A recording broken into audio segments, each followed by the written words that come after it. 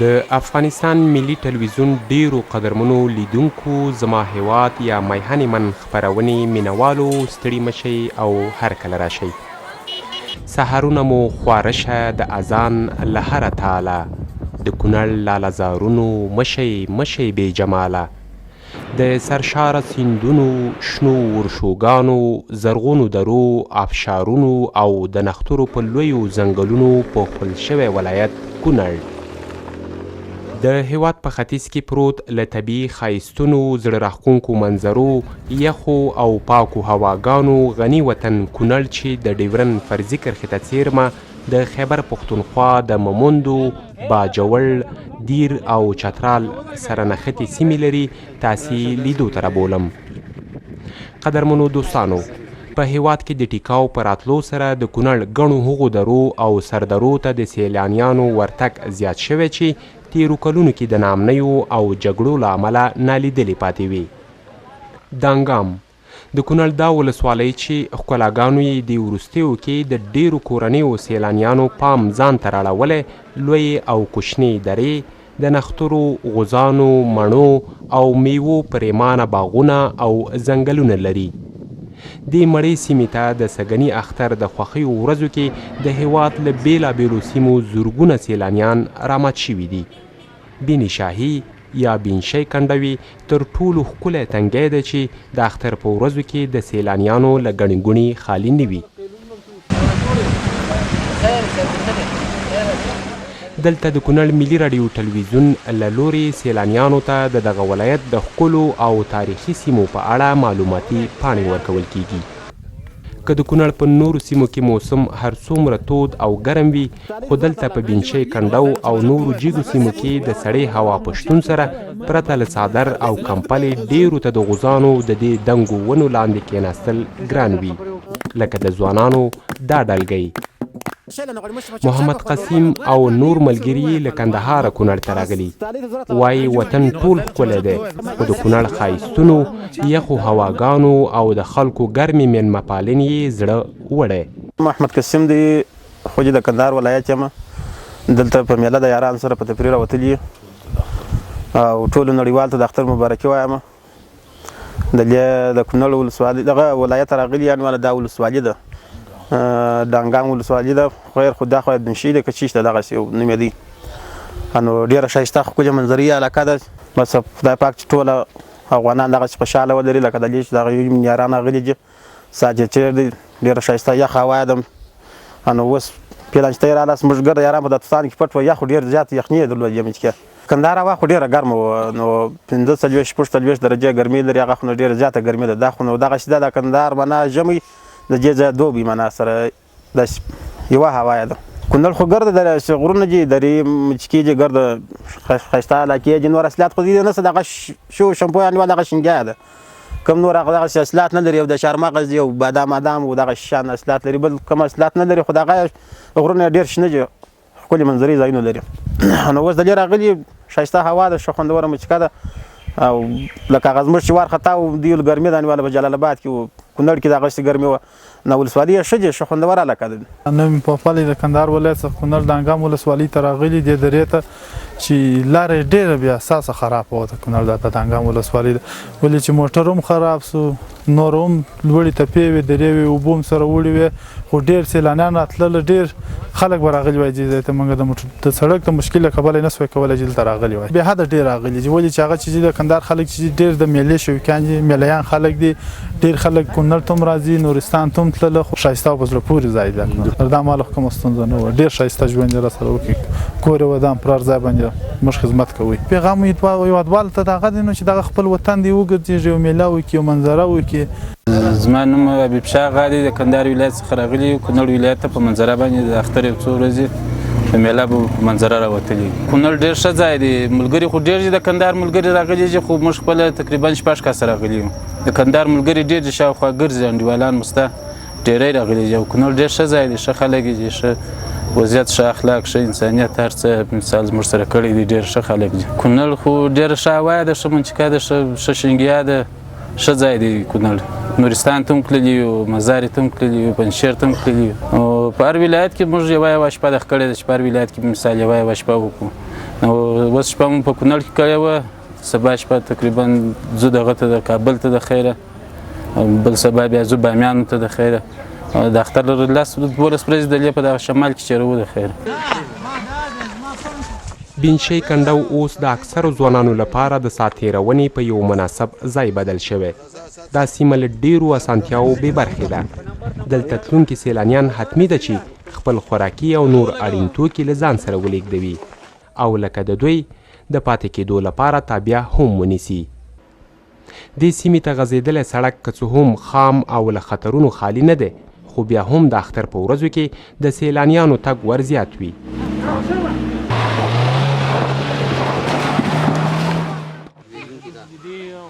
خان آغا له ننګرهاره کونړ ته راغلی، وایي خوښ دی چې وطن یې دا ډول د سیل او سیاحت ښکلې سیمې لري. د هغه په خبره اوس چې په ټول هیواد کې امنیت شته شوی، پکار ده چې په دغه ډول سیمو کې پرمختیایي چارې لا ګړندۍ شي. هغه له نورو وطنوالو هم غواړي چې د خپل وطن په زرغونو او سمسورو سیمو وګرځي او په طبیعي ښکلاګانو یې سترګې مړې کړي. زما نوم خان آغا دی او دا دوستان هم د کونړ کې دي. شپه م بېګا دوی سره وه او په دوی ویل راځه چې چکر و کونړ وګرځو. امن دی سږ ماشاءالله خوشحاله وي چې خپل ملک وګورو او ډېر خوشحاله شو. دلته موږ اول ځل دی چې راغلي وو او دا منظرې مو کتلې، ډېر خوشحاله شو چې موږ ته الله پاک ډېر ښایسته ملک را کړی دی او الله دې همدغه امنیت برقراره کړي او الله دې بس خوشحاله یو، خپل ملک ګورو ډېر خوشحاله یو. موږ داسې اټکل نه و کړی چې دومره یخه به وي، خو تقریبا دا اوس هم لږ بدن رپېږي. هوا خو ډېره یخه ده نسبت د ننګرهار نه. ننګرهار خو ډېر ګرم دی نو دا ځای ښه دی، ډېر یخ دی. لاره کې موږ د ملګرو سره همدا خبره کوله که نه، سنتیا دومره نشته دی. لاره کې تکلیفونه ډېر دي، دوړې دي، ځای په ځای کندې دي که نه. نو حکومت نه دا غوښتنه ده سیلانیانو دپاره دغه سهولت برابر کړي او بل دلته اوسېدو دپاره چې زه څونه فکر کوم شاوخوا ته داسې اوسېدو ځای نه ښکاري ماته، نشته دی که نه. او بل د اوبو لږ مشکل موږ ته شته، اوبو مشکل ماته ښکاري دلته شته دی. ځکه زموږ اول ځل چې راغلي یو خو داسې خاص بلدتیا هم نه لرو چې اوبه به څومره وي دلته یا نه به وي، خو ماته څه ښکاري چې اوبو تکلیف به وي. نو حکومت نه دا تقاضا ده چې سیلانیانو ته د لارې د تکلیف څخه دا لري کې سهولت برابر کړي او دلته د اوسېدو دپاره ترتیبات جوړ کړي او د خلکو نه هم دا غوښتنه ده چې راشي دا ځای وګوري، ډېر ښایسته ځای دی. موږ خو شخصا د ملګري ټول خوشحاله یو، ډېر خوشحاله شو دلته. محمد عمران دی او کامې ولسوالۍ نه راغلي، اوسېږو په ننګرهار جلال آباد کې او چکر ته راغلي، خو دغه ځای ماشاءالله ډېر ښایسته ځای دی او غواړو چې هر سړی راشي، امن هم دی او ډېر ښکلی او ډېر مزېدار ځای دی. هر یو شی ځان سره راوړی دی، دوی چې تقریبا 12 کسان 14 کسان دي که نه، او هر یو شی ته میلاوېږي او ډېر امن او ډېر ښایسته او ډېر چکر ځای دی او سبا ورځ هم تېره شپه هم دخیره سره کوو، بیا به ځو انشاءالله. لاره خو لږ کچه ده، لږ مشکلات پکې شته دی که نه، خو نور څه مشکل نشته. امنیت ډېر خام نیت دی که نه، هېڅ مشکل پکې نشته، خو لاره لږه خامه ده. خو بهرحال ګاډي راځي او تللی راتلی شي، څه مشکل پکې نشته دی که نه. که یو سړی راځي نو راتلی شي، هېڅ دغه نشته او ډېر امن او ډېر ښه دغه دی انشاءالله تعالی. او زه غواړم چې هر یو سړی راشي چکر دا ځای وګوري، دا زموږ افغانستان دی او ډېره ښایسته او ښه ځای دی او چې راشي چکر وکړي، دا ځای نه وګوري، دا منظرې وګوري که نه. ډېره خلک یې ماشاءالله ډېر زبردست خلک، ډېر مېلمه نواده، ډېر ښه خلک، ښه اخلاق. یو پوښتنه ترې وکړي ځای د ښه ډېر ښه خلک دي انشاءالله، پوه شئ که نه. او پښتانه دي ټول، هغه خبره دا ده که نه. نو زه خو یم چې هر سړی راځي نو هېڅ مشکل ورته نشته. د کونړ د انګام ولسوالۍ بینشی کنډو پخوا خیبر پښتونخوا دیر زولې ته د تګ او راتګ لار وه. له همدې لارې به د کرښې دواړو خواو میشتو قومونو خپلې د خپلوۍ، دودونو او سوداګرۍ اړیکې پاللې، خو دا لار اوس تړل شوي. دې سیمه کې د سیلانیانو لپاره اسانتیاوې هم نشته. سړک یې کنډ و کپر او له خطرونو ډک دی. د سیلانیانو لپاره د شپې پاتې کېدو اسانتیاوې، هوټلونه او هټۍ هم نه لري. د کونړ اوسیدونکي وایي که حکومت د دانګام په څېر نورو هغو سیمو کې چې د سیال او سیاحت لپاره مناسبې وي اسانتیاوې رامنځته کړي، نه یوازې دا چې د کورني او بهرني سیلانیانو پام به ځان ته راوګرځوي، بلکې د دغه ولایت د خلکو اقتصاد به ورسره هم وغوړېږي. موږ خو تقریبا 14 ملګري د کونړ د انګام ولسوالۍ بین شاهي سیمې ته راغلو. دا سیمه چې د هېواد د نورو ډېرو ولایتونو په پرتله آب و هوا یې تغییر کوي. دلته ډېره زیات اوس چې ډېره زیاته یخني ده، ډېر ښه موسم دی نو شنه دره ده، ډېر ښه ځنګلونه، ښې سیمې لري او د نورو ډېرو ولایتونو نه د پکتیا، خوست، پکتیکا، هلمند او تر کندهار د افغانستان د ګڼ ولایتونو نه ډلې ځوانان راغلي دي. موږ خپله د خوښۍ احساس کوو، نسبتا د تېرو وختونو په پرتله امن دی او یو څه مشکلات ستونزې شته دی چې د لارې په اوږدو کې دغه د لارې یو ستونزه ده. دلته د خلکو د سیلانیانو ته د نورو اسانتیاو چې دوکانونه، بازارونه، مارکیټ نشته دی. د هغه تر څنګ د پاکو صحي اوبو په برخه کې کوم پاملرنه وشي، هم به د دې سیمې خلک ته استفاده وکړي، هم به سیلانیانو ته ډېره ګټه ورسېږي. نو په عموم کې د وطن ډېره ښایسته او ښکلې برخه ده او خدای دې پکې د دایم دپاره امن وکړي. ډېر زیات د کونړ اوسېدونکي په ځانګړي ډول د دې ولسوالۍ د دغه سیمو خلک چې دي ډېر زیات غریب دي او اکثره په ډېرو ورکوټ او کمو اندازه ځمکه باندې خپل زندګي روانه ده. که سیلانیان په دې سیمه باندې راځي چې دا اوس څنګه موږ په اختر او په خوښیو ورځو کې ګورو، که اسانتیاوې حکومت رامنځته کړي نو په دې ټولنې په خلکو به ډېر زیات مثبت اغېز وکړي. د دوی به ورسره اقتصاد ښه شي، ژوند به ورسره ښه شي، لږ به ښار سره وصل شي، نو ډېرې زیاتې اسانتیاوې راځي او ډېر زیات مثبت تغییر به په دې ټولنه کې راشي. نوم خو مې تاجر خان دی او د دامګام د ولسوالۍ اوسېدونکی یم او د دې ځای بنشا کانډو دی. دا بنشا کانډو دی، دا سیمه د مقصد دا ټول چکران دلته رامات شوي دي. څومره ښایسته سیمه ده، شنه دره او مقصد دا د څو ولایتونه، 14 ولایتونه کسان ټول دلته رال موجود او ټول سیلانیان دي. شوی ده چې مقصد موږ سره ډېر خوشحاله یو، ډېر خوشحاله دا یو چې مقصد نور کله دلته خلک ملک نه وو، اوس دونه ګڼه ګوڼه ده. تاسو وینئ دا ټول اډه، دا ټول بازارونه مقصد هر څه خلکو ډک دي. اوسېدونکی یم د دې ځای او په دې کور کې مقصد زه اوسېږم. زما ټول روزانه مقصد خبره چې زه د مېلمنو له چای ډوډۍ ورکوم، خو د خوشحالۍ ورکوم. خوشحالۍ دا ورکوم زه چې یاره مثال کې دونه مېلمانه راغلي او زه ډېر خوشحاله یم. زمان محمد نبی دی، زه د دانګام ولسوالۍ کارکوړ اوسېدونکی یم.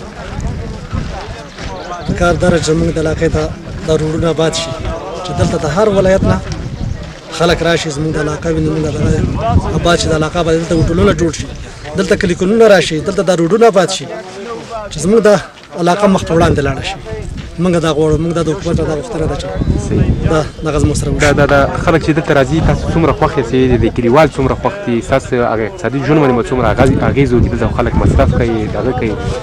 نو دا داسې ده چې دا خلک راشي، دا چې دغه کېږي باید چې یو کس د 15 روپو خرچه دلته وکړي، زموږ د علاقې ته ډېره مدن دغه کېږي. بیا شو دا غریب علاقه ده، دا ډېره بېوزله علاقه ده چې زموږ سره دغه وشي. بیا شو چې دا خلک را دغه شي چې د ټول افغانستان خلک دلته رامات شي او د علاقه ډېره یو ښایسته علاقه ده. دغه علاقه را بیا شولې د هغو به روحونه تازه شي او زموږ د علاقه دغه زموږ به خوشحالي بیا چې ټول افغانستان خلک راځي او زموږ سره ملاقات کوي، موږ به ډېر خوشحالي. د کونړ اطلاعات او فرهنګ ریاست مسؤلان وایي د وروستیو کې دغه ولایت ته د سیلانیانو ورتګ زیات شوی او په وینا یې چې د اختر په ورځو کې د هیواد له بېلابېلو ولایتونو زرګونه سیلانیان راغلي او دا لړۍ لا هم دوام لري. د اطلاعات او فرهنګ ریاست د فرهنګ او ګرځندوی امیر حشمت ژمن وایي امنیت شته شوی او د هیواد له بېلابېلو سیمو خلک کولی شي په ډاډه زړه د کونړ لیدو ته راشي. تاسو وګورئ چې کونړ د دنګو غرونو، بهان د سیندونو، درو سردرو وطن دی. هر کال زرګونه سیلانیان کونړ ته راځي او دلته د سیل سیاحت په موخه باندې د کونړ بېلابېلو سیمو ته ورځي. هغه که موږ د نوپاس ساحه یادو، د غاښي پاس کانډو یادو، دا د بنشۍ سیمه ده. نو سږکال هم نن چې د اختر 3مه ورځ ده، زرګونه سیلانیان کونړ ته راغلي او لا هم د اختر تر 10مې ورځې پورې به د پکتیا، خوست، کندهار، هلمند، همدارنګه د هیواد د لرو بر نه ځوانان راشي ترڅو دلته خپلې هغه میلې او سرګرمیانې وکړي. کونړ قسم په طبیعتي ښکلا او مالامال یو ولایت دی. موږ دلته تر ډېره چې د توریزم په برخه کې ورته اسانتیاوې برابرې کړو، هغومره امکانات دلته لا نه دي شته. موږ هڅه کړې، موږ له مرکزي حکومت نه همدارنګه له پخوا نه موږ دا غږ لېږلی د وړاندیز په شکل که چېرته دلته د سیند په غاړه مشغالې جوړ شي، په دغسې څنډو د غرونو په لمنو کې هوټلې رامنځته شي، واټر پارک جوړ شي، چایخانې رامنځته شي، نو زموږ د نه یوازې د کورنیو تورستانو یا ګرځندویانو بلکې د هیواد نه بهر چې موږ کوم سیلانیان لرو د هغوی دپاره ټول امکانات شته دي. خو بیا هم لله الحمد کونړ چې ډېر ښکلی ولایت دی، د کونړ د هر سیمې ته چې زموږ سیلانیان راځي دلته یو دود چې تر ډېره موږ دا پاللی دی، یو ښکلی دود دی. که د کندهار، پکتیا، خوست، هلمند د هرې سیمې یو ځوان یا یو ډله د چا په هجره دیره باندې ورشي، هغې پالي او تر اخره ورڅخه د پښتونوالي پت پالي. موږ اطلاعات فرهنګ د کونړ اسداباد په لویه لاره کې د ګرځندوی د برخې کارکوونکي ګمارلي کوم سیلانیان چې د لرو ولایتونو نه راځي دیو ته د کونړ د سیل سیاحت او تاریخي سیمو په اړه موږ معلومات ورکوو دوی ته لارښوونې کوو همدارنګه د جلال آباد کونړ په هغه بندر زیړي بابا کې موږ ځانګړي بینرې دوی ته د هرکلي او خرغلاس بینرې زړولي دي نو د نورو کلونو په پرتله باندې څه کله دا یو نوښت موږ کړی دی او انشاءالله اراده لرو چې موږ د توریزم له تاریخي ابداتو د لرغوني سیمو په اړه عامه پوهاوی وکړو تر څو چې توریزم چې یو ښه عایداتي منبع ده په راتلونکي کې زموږ یوازې په کور دننه کونړ نه بلکې په هېواد او د نړۍ په کچه زموږ اقتصادي پرمختیا رامنځته شي. د کونړ امنیتي مسؤلینو له لوري د اخترو ورځو شپو کې د ډاډمن امنیت د تامین په موخه ګټور امنیتي تدابیر هم نیول شوي او د دغه ولایت ټولو لرېو پرتو سیمو ته غځېدلې لارې د هر ډول تګ راتګ پر مخ خلاصې دي. تاسې کولی شئ چې د هېواد له ګوټ ګوټ څخه د کونړ لیدو ته راشئ.